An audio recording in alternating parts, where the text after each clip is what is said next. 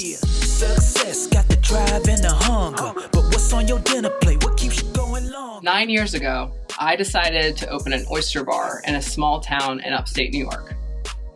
People thought I was absolutely insane. I had just graduated with a PhD in history of science and medicine from Yale University, and they constantly asked me why I was throwing it all away. The restaurant gave me a lot of things. I ran it for 7 years, and one of the best things I learned is that food sits at the center of entrepreneurship. I always knew I was an entrepreneur. When I was in 4th grade, they asked us, "What do you want to be when you grow up?" I said I wanted to be an inventor, and that my salary would be between $0 and $1 million. I would go to the dollar store and buy 100 pixie sticks for $1 and then go sell them for 10 cents each on the back of the bus. But the oyster bar was definitely my first true entrepreneurial endeavor. A lot of founders would come into the restaurant. They would be building these high-growth startups and would have very intense conversations with their co-founders over coffee. You'd have investors come in and size them up to see if they wanted to make an investment over dinner.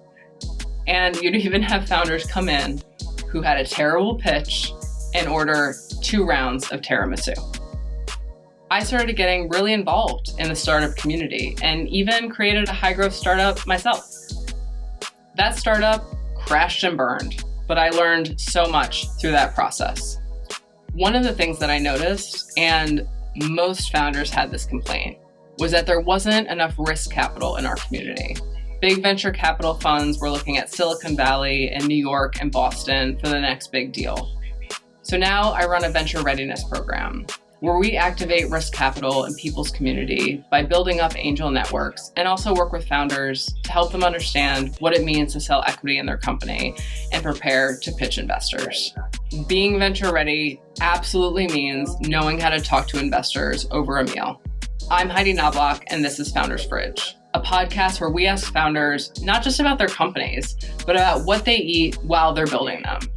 Because food tells a story of who we are, our habits, our rituals, and how we get through the grind of building something from scratch. We have some amazing entrepreneurs on this podcast.